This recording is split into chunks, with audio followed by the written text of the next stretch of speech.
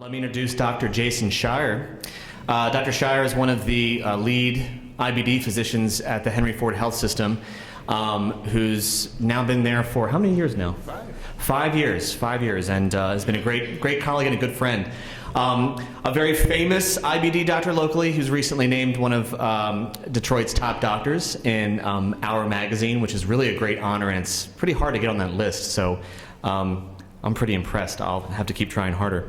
But he's going to talk today about endoscopic options. And you know, everyone in this audience is going to have a lot of endoscopies and procedures. And sometimes you ask yourself, why am I doing this? Should I be doing this? When should I do this? What are the best ways to do this?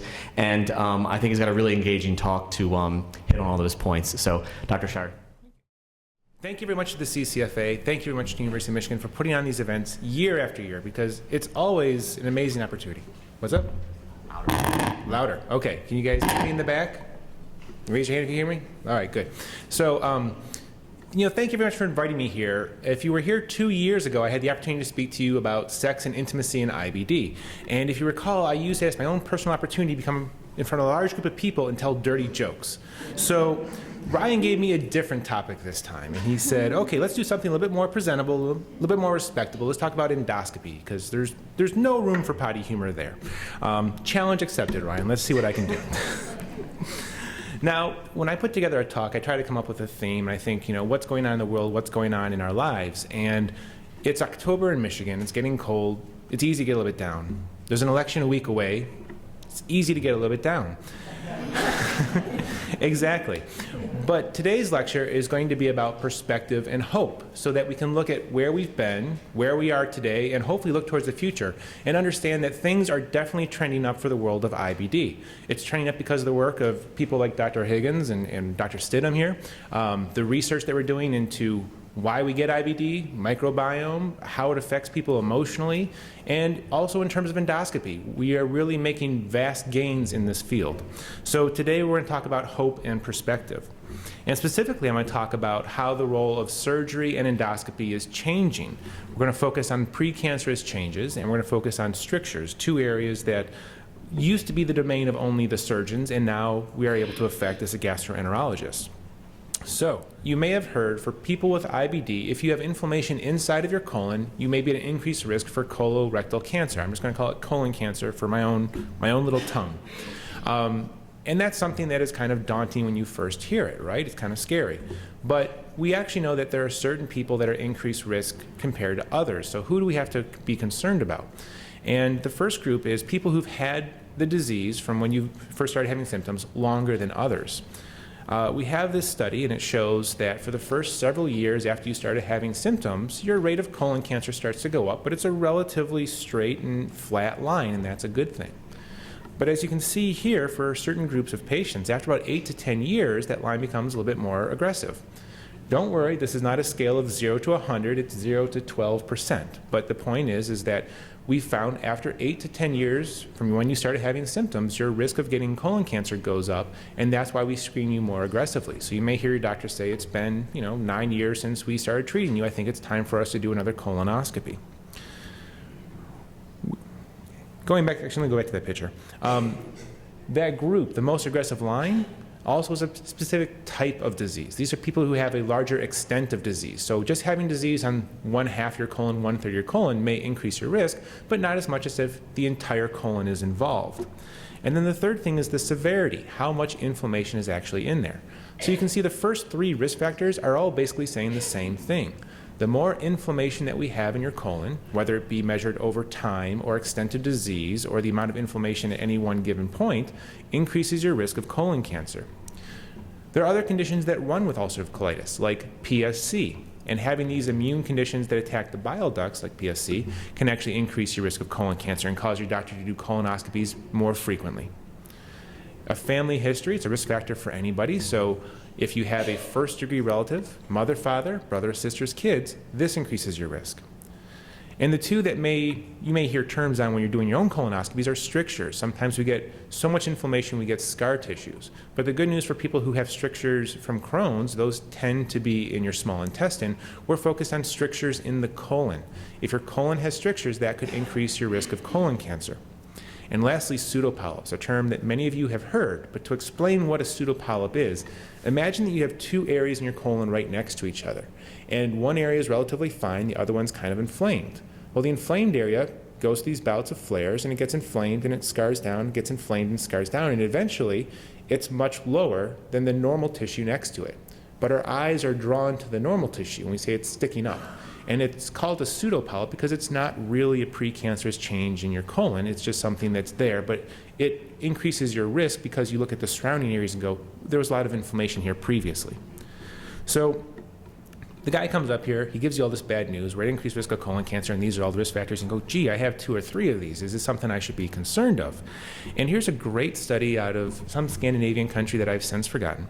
And what they looked at is, what do people with IBD actually pass away from, and how has that changed over time? And I like to just summarize things. And what this says is basically that if you have certain forms of inflammation, that yes, there's a risk of colon cancer, but when you measure that over time, over the past 30 years, people are passing away from colon cancer much less than they were before, about 1/3 less than they were before. Now, I would love to come up here and tell you this is because our medications are just so much better than 30 years ago. We're treating more inflammation, more people are in remission, but I don't have that data. And I would love to tell you it's because our endoscopy, our colonoscopies, our tools are better at identifying precancerous changes and removing them before you get a chance to have colon cancer. But again, I don't have that data. And I'd love to tell you it's because we've identified who's actually at high risk for getting colon cancer, and we're just removing that colon before people ever have a chance to get a cancer diagnosis. I don't know why the risk of dying from colon cancer has gone down by 1/3, but we're grateful that it is. And we're going to talk about some of the things that may play a role. When we talk about people with IBD who get colon cancer, it's a little bit different than your aunt or uncle who may have been diagnosed with colon cancer in the general population. The way that we're born, for the most part, we have just normal cells in our colon. And over our lifetime, we start to accumulate mutations.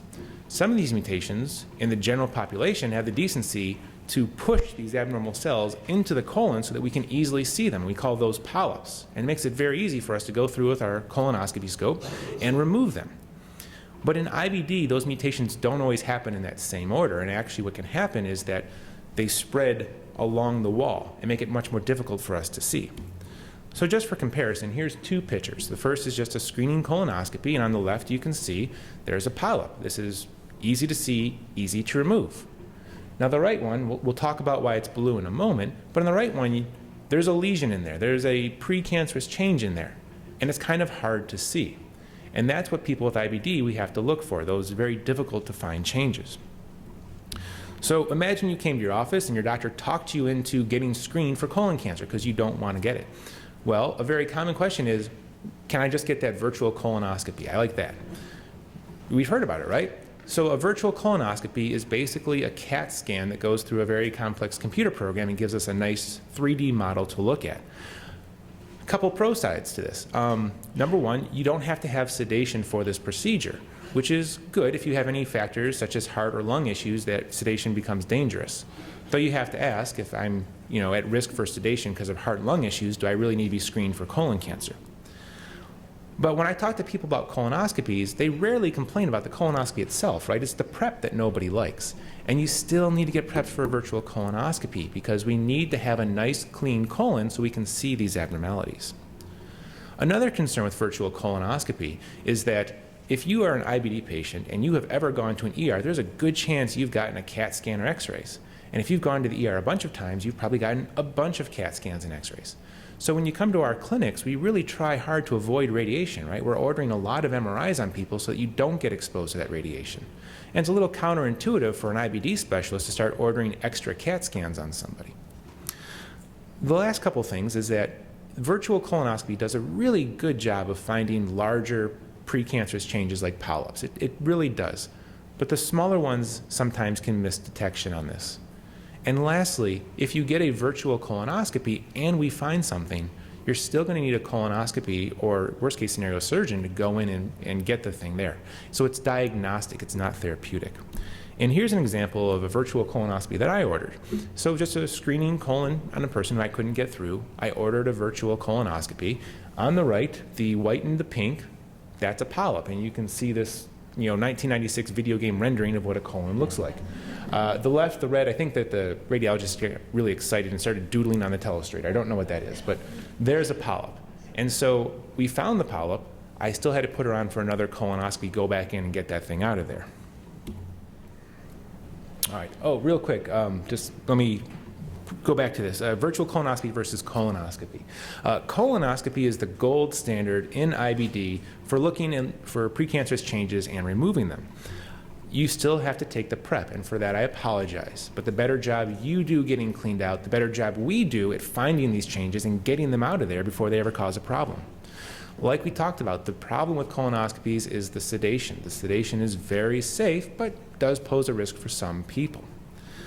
The better aspects of colonoscopy compared to virtual is that we can find much smaller lesions, so we can get affect change earlier, and we do a better job at finding those flat lesions that we are going to show you a little bit later.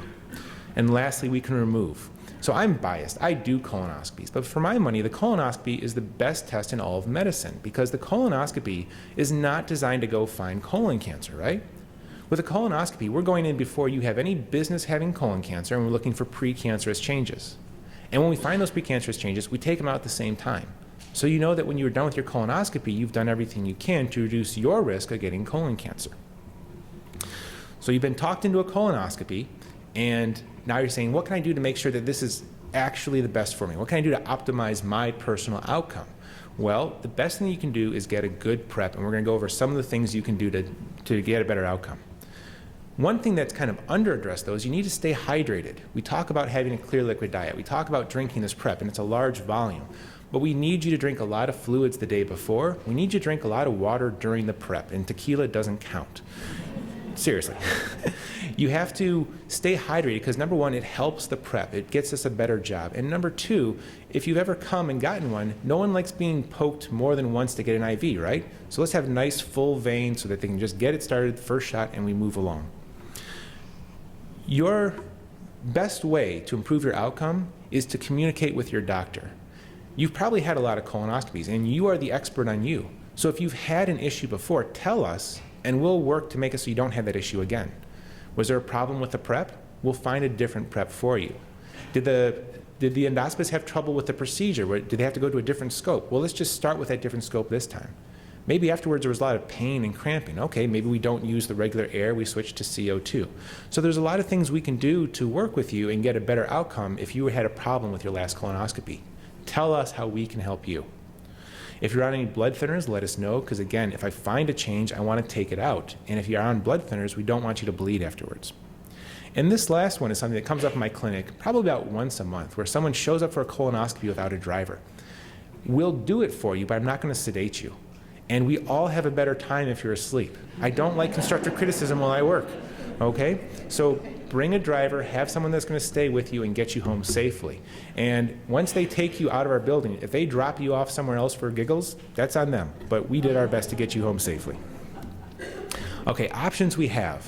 The first one, the gold standard, the go-to is Golytely. And nobody likes Golytely. It's a gallon. It doesn't taste good, and you poop more than you've ever pooped in your entire life. So they came up with 4 flavors, right? They have cherry, orange, lemon, lime, and pineapple. And like any famous quartet, there's always that one guy ruining it for everybody else. And we're talking about pineapple. Like, that's just disgusting. I get it, okay? They should come up with a better 4th flavor, but it is what it is. No, I hate pineapple. If you made me drink a gallon of something that I don't enjoy, it's not going to go well. But this is the gold standard because, number one, it does a great job. And number 2, it is safe. There are very few complications you can have with Golytely. It may change some of your electrolytes. People worry about things like potassium, but they've studied it, and nothing bad happens when you worry about your potassium with Golytely. The most important thing, though, is to read the instructions. So again, we probably have a lot of veterans here who've had a lot of colonoscopies, and they go, I know how to take Golytely. But we keep changing the instructions. So I'm going to read to you a line from Henry Ford's instructions. I did not change the punctuation or the spelling or the capitalization. This is what's actually in our instructions. I'm going to read it for you dramatically. Do not follow the instructions that come with the prep when you pick it up from the pharmacy. Only follow the instructions on this sheet, 1, 2, 3, 4 exclamation points, right? So This happens a lot where people, they feel that they understand the preparation, maybe they don't read the instructions to the last moment, so maybe they don't do a full day of clear liquids, or maybe they're eating something the week before that can have an adverse outcome. Why do we want people to read our instructions? We want you to read them well in advance because the first and foremost is nuts. Nuts, seeds, and popcorn. These take a long time to clear out of your colon, and I understand that there's going to be a little stool in your colon afterwards. I'm happy to try to wash your colon, but these things clog our scope. And I'm a good sport. I'll stop once or twice or maybe even 3 times to clean out the scope so we can keep doing the procedure. But beyond that, if our scope keeps clogging and we can't clean out your colon, we're going to make you come back the next day and we're going to make you do the prep a second time. And nobody enjoys that. So really try to avoid those things leading up to the colonoscopy. The day of the procedure, you're going to want to have a clear liquid diet and remember to stay hydrated. We mentioned don't have red liquids, red and purple, things like that. And it's because when we go in, if you had like red Gatorade or Jello or something like that, it looks like a scene from Game of Thrones in there. And it takes a moment, we'll figure it out, but it throws us off. So please, try to pick something. If you have the green Gatorade, it looks like an alien. We understand you're not an alien. We just move along. Nothing to eat or drink 8 hours prior to the test.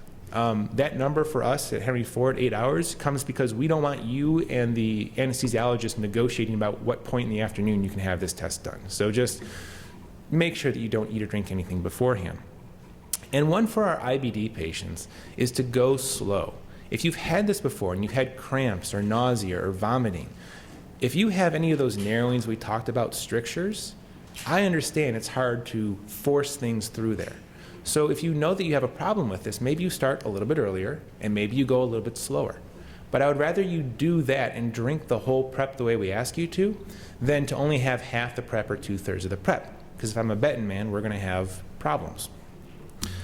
So that was all good, and 5 years ago you just drank the prep the night before and you showed up. But now your doctors are asking you to wake up in the middle of the night and drink the prep some more, right? Well, what happened? When we drink the prep the night before, it does a really good job of getting all the stool out of there. But the problem that comes up is that we still secrete things, our bile, our gastric juices, things like that, and it coats the colon. So we spend a lot of time washing, trying to get that thick mucus out of there.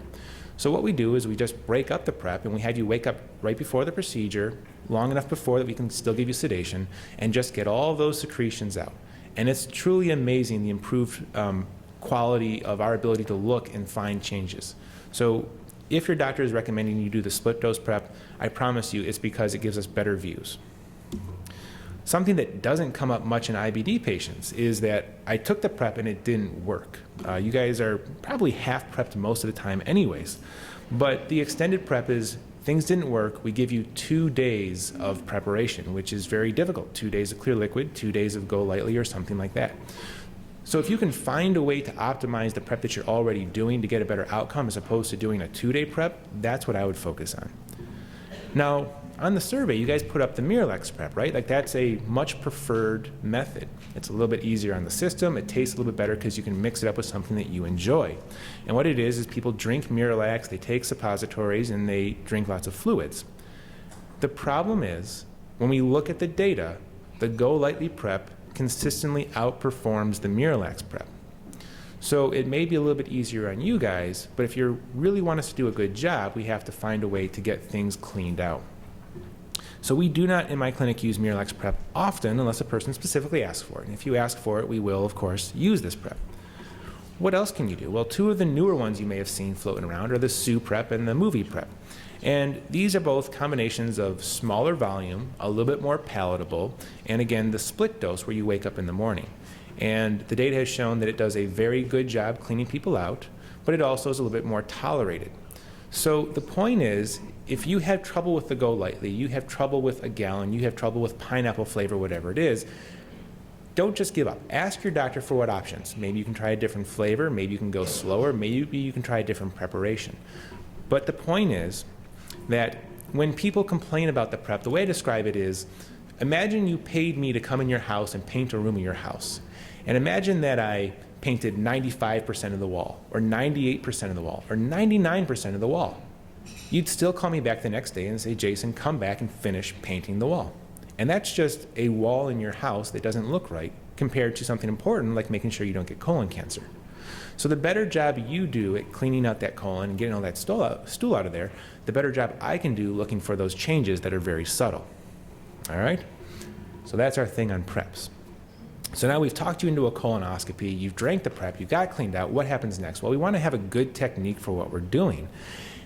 Just to tell you the advances that we've made, we've gone from using standard definition equipment to high definition. And if you're like me and you have cable, you normally hang out in the HD channels, right? And every so often you accidentally end up on one of those standard definition channels. And that's horrible, right? Same thing with our scopes. They're HD now. We just have a much better ability to see what's going on. We know that it's typical for us to do random biopsies to make sure that after we've inspected the colon, that microscopically, or maybe it's just something that we didn't see, we do random biopsies to find those changes. And actually a study showed that we should be using larger biopsy forceps than standard. Jumbo forceps are superior to standard large capacity forceps. And there's this guy, Peter D.R. Higgins. Doctor is his middle name.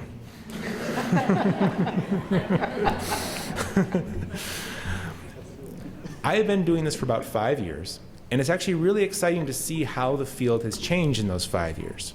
So in 2011, the standard of care was we do the colonoscopy, we look for precancerous changes, and by and large, if you had precancerous changes, we were going to recommend that you have your colon taken out. That was because we were afraid that there was a colon cancer somewhere in your colon that we couldn't find, or other more aggressive precancerous changes. So back in 2011, when I did a colonoscopy, I would do a lot of biopsies, and I would often put them in 1 or maybe 2 jars if I wanted to know just where the disease is. But now when we do colonoscopies, I use about 6 jars. And the reason I do 6 jars is because in 2016, if I find a precancerous change, there's often a chance that we can find a way to treat this with our scopes rather than taking the colon out. And one of the things that we do to help with that is a technique called chromoendoscopy. Chromoendoscopy is where we use one of a couple different dyes, and we're going to spray the colon, and it's really going to highlight precancerous changes. So instead of me doing 32 or 48 or 56 random biopsies in your colon, I'm going to target my therapy to find the precancerous things and remove them at that time. And I'm going to show you guys a couple videos of what this looks like. Now, these videos have been proofed by my wife. She's not a doctor or anything, and she says they're appropriate. There's no poo, there's no interventions or things like that. But if you don't want to see any videos, maybe now is the time to, hit the refreshment stand. All right, so this is a standard colonoscopy.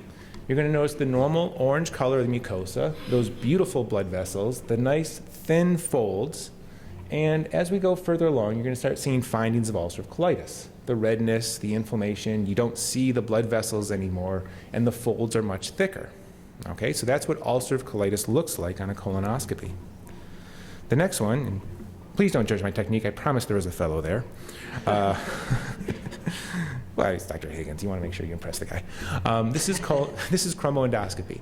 And so we're just using a little catheter. We're spraying the colon. We're trying to get all around, in front, up top, left bottom, behind the folds. And we're going to make things blue. And give it a moment, and then go back in and reassess the colon to see if anything's been highlighted. It basically looks like your colon's a Smurf. That's what's going on.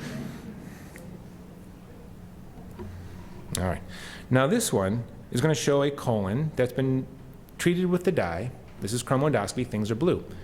And there's a polyp in here. You're going to get 2 chances to try and see it. So just for your own benefit, try to find the polyp in this colon. Usually this is where the video starts moving. There we go. Okay. So things are nice and clean. Nice healthy colon, not a lot of colitis going on. Why did that stop? Let's try this one more time.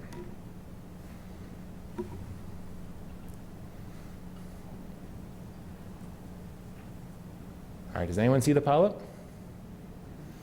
We're going to give you another view of it. It's very subtle. But these dye work in a couple different ways. Some of them highlight. There's a little dark blue rim. I apologize for taking a very small image and making it very large. And here's another one that's going to show that sometimes the dye just isn't taken up by those precancerous changes. So near the middle at the top, you can see a pale circular area. So there's another example of a polyp. And this one, thankfully, was benign. But this is what chromoendoscopy is. Now, you're asleep. You're going to be unaware of this. But when you go to the bathroom afterwards, you are going to have a blue bowel movement. So I got to warn you, because otherwise you'll be like, well, that's never happened before. And likewise, your urine can turn blue also. So if we can go back to a standard screening colonoscopy and a standard, 50-year-old person comes in with a polyp on the left, you can see that. But the right side, the blue is because we did the image I found did chromoendoscopy. And now you can see that there's a polyp that's highlighted by the technique. So we have recent recommendations called the scenic, and they recommend a couple things. They recommend that we should use HD equipment better than standard definition equipment. And they recommend that while using HD equipment, we should be using chromoendoscopy. And I was really excited because this was something I could offer my patients, hopefully give them better outcomes, something a little bit cutting edge, something new and different. And then I turned the page, and somebody wrote something called miles to go on the scenic route. And again, there's that guy, Peter Higgins, right? Exactly. Now, you may have noticed that I've been using yellow and blue as colors to identify Dr. Higgins, because next to Coach Harbaugh, he's like the biggest name out there. So I have to ask, sir, why do you hate the blue? No, he actually raised some very reasonable points as to why you may not have had chromoendoscopy on your last colonoscopy. And what it comes down to is that when we do these tests, when we do colonoscopies, our ultimate goal is we want to prevent people dying from colon cancer. That's the ends.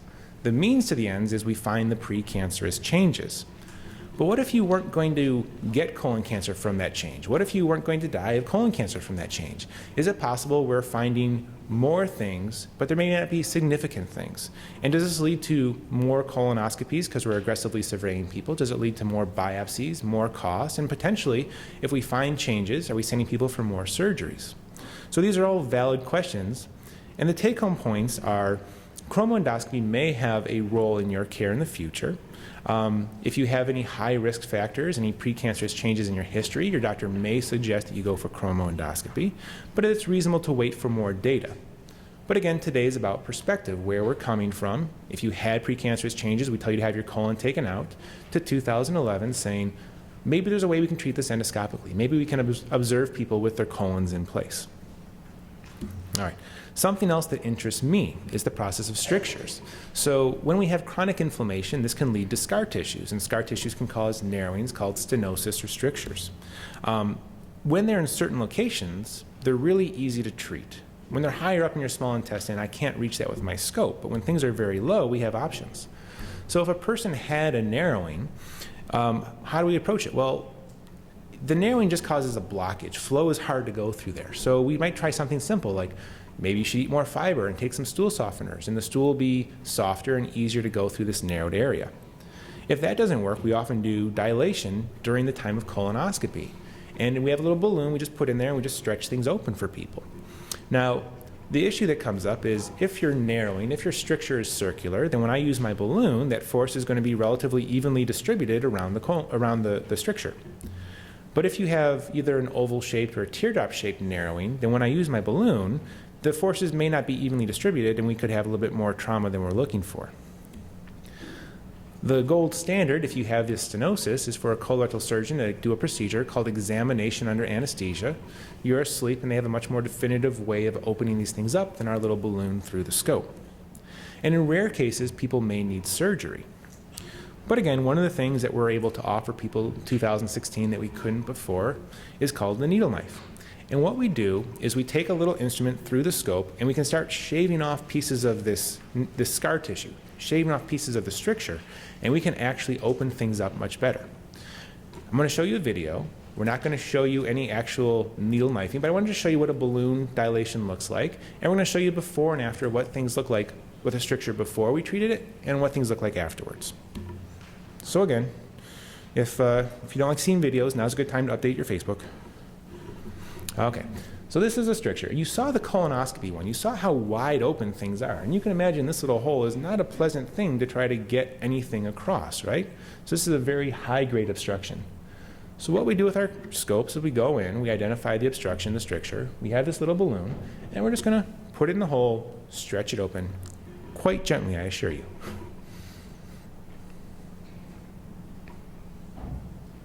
And that's it. That's the balloon dilation. We make a big deal in the office, we make a big deal when we're consenting you, but that's the whole process. This is somebody, the same patient, who we both balloon dilated, and then subsequently I went in and we needle knife. We cut down the stricture, and we were able to open this up for him. And what you can see is, by comparison, it's a lot easier for things to pass through here now, right? So this is amazing, because this is somebody who previously would have needed a colorectal surgeon, and potentially this person was actually, they were contemplating going for surgery. And this is something that we were able to treat endoscopically. So the point today is, what's the future of endoscopy and IBD?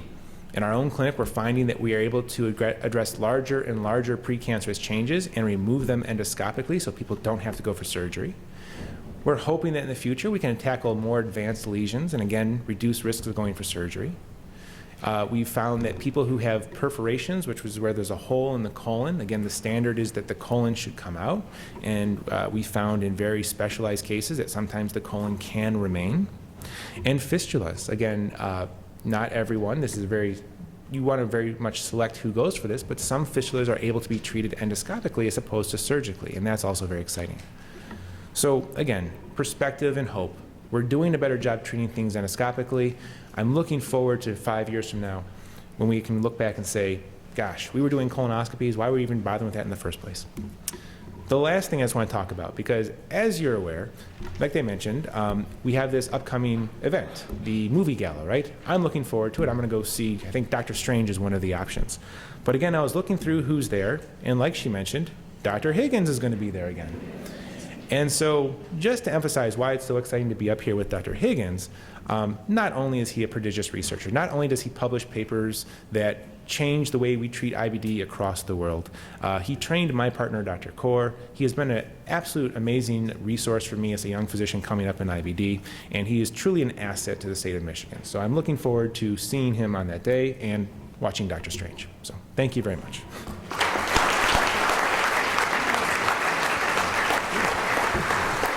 Thanks a lot, Jason. Tremendous talk. A lot of things to think about here.